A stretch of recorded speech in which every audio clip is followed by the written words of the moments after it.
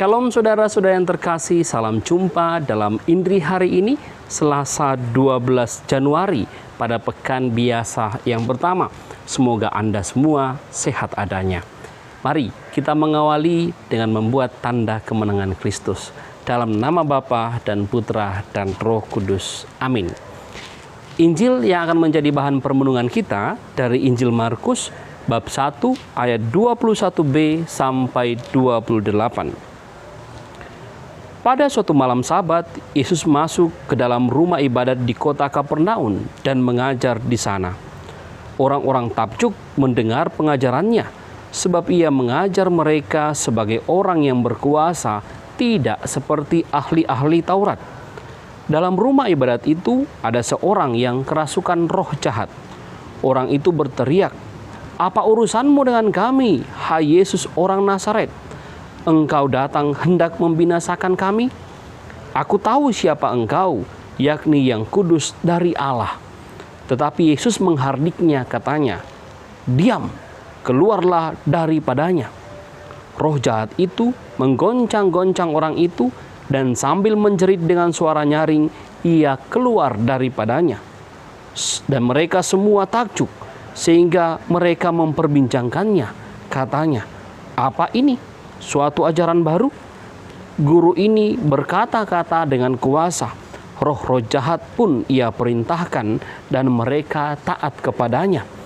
Lalu tersebarlah dengan cepat kabar tentang Yesus ke segala penjuru di seluruh daerah Galilea. Demikianlah Injil Tuhan.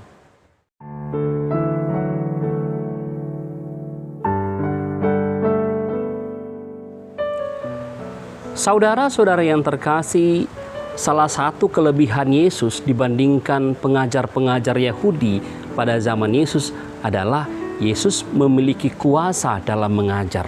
Bahkan dikisahkan dalam Injil hari ini, orang-orang yang mendengar Yesus mengatakan Yesus mengajar dengan penuh wibawa. Kata-katanya itu mengandung kuasa, tidak seperti ahli-ahli Taurat atau pengajar-pengajar mereka pada umumnya. Dan ini terbukti bahwa di rumah ibadat di Kapernaum ada seorang yang kerasukan setan, dan Yesus menghardiknya hanya dengan kata-kata. Yesus hanya mengatakan, "Diam, keluarlah daripadanya."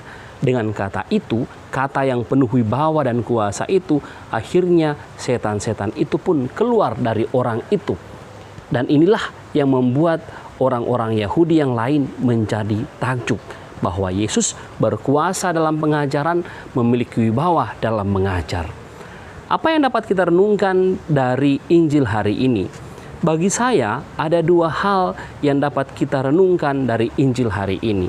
Yang pertama, Injil hari ini mau menunjukkan kepada kita sebagai umat beriman bahwa ajaran yang kita terima melalui gereja, ajaran yang Yesus tunjukkan kepada kita melalui gereja adalah ajaran yang penuh kuasa dan wibawa. Bahkan kesaksian Injil hari ini, ajaran yang penuh kuasa dan wibawa ini mengalahkan roh-roh jahat. Nah, ini yang dapat kita renungkan. Bagaimana saya dan Anda dalam pelaksanaan hidup sehari-hari itu melaksanakan tindakan-tindakan yang diajarkan oleh Yesus, sehingga kuasa dan wibawa ajaran Yesus itu juga ada dalam diri kita. Dan kita pun bisa melakukan hal ini. Roh-roh jahat akan takut kepada kita kalau kita menghidupkan ajaran Yesus dalam diri kita. Kalau kita membawa ajaran Yesus dalam seluruh tindakan kita, maka kita pun memiliki wibawa dan kuasa, dan roh-roh jahat itu akan taat atau takut kepada kita. Itu yang pertama.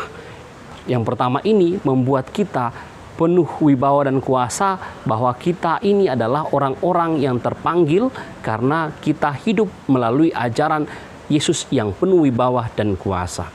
Yang kedua, setelah mengetahui bahwa ajaran Yesus yang penuh wibawa ini juga ada unsur kesaksian yang ada di dalamnya, bahwa orang tidak hanya diam saja. Injil hari ini menceritakan bahwa orang-orang Yahudi yang menyaksikan ajaran Yesus itu kemudian menyebarkan hal itu, sehingga Yesus terkenal di seluruh daerah wilayah Galilea. Nah, ini yang perlu kita juga tampilkan dalam diri kita, bahwa setelah menghidupi ajaran yang Yesus yang penuh kuasa dan wibawa ini, ada unsur kesaksiannya. kesaksian yang kita tampilkan dalam kehidupan kita, supaya orang melihat ini, orang menyaksikan bahwa kita hidup dengan penuh wibawa dan kuasa karena ajaran Yesus sudah ada dalam diri kita. Kesaksian yang kita tampilkan dalam hidup kita sehari-hari, kita menampilkan hidup sehingga orang-orang yang melihat hidup kita akhirnya percaya bahwa sesembahan dia, ajaran yang dihidupinya adalah ajaran yang benar, yang juga mempengaruhi dan membawa kebaikan bagi orang banyak, sehingga nama Tuhan semakin dimuliakan di dunia ini. Dan semoga kita semua dimampukan dalam hal memberikan kesaksian ini. Amin. Mari kita tutup dengan mohon berkat Tuhan. Tuhan sertamu dan sertamu juga. Semoga saudara-saudari diberkati oleh Allah yang Maha Kuasa, Bapa, Putra, dan Roh Kudus. Amin.